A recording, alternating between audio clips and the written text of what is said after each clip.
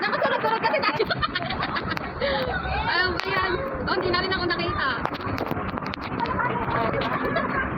Ganda.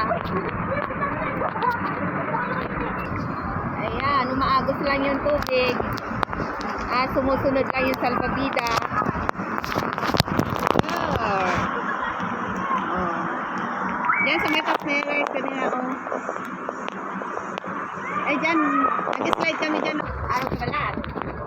Hi! Aqua Planet.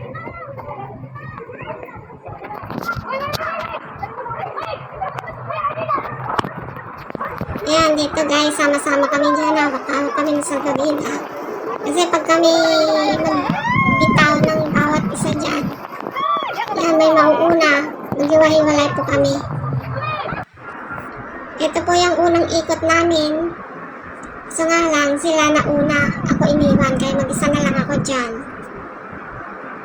Hindi na ako hinintay. Ayan, dito kami naghihintay na mag-wave yung tubig. Ayan, nag-wave na siya. Parang dagat lang din guys. Kaya, nakaka-enjoy din.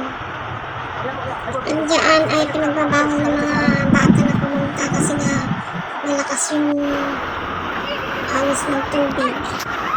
Tapos dito, itong part na to, ito yung sa pambata. Kasi hanggang taas ng tubig lang yan. Yan, kaya kahit mag-wave po yan, kaya-kaya po ng mga bata. Yun lamang guys, ang aking mini-vlog. Sana nagustuhan nyo.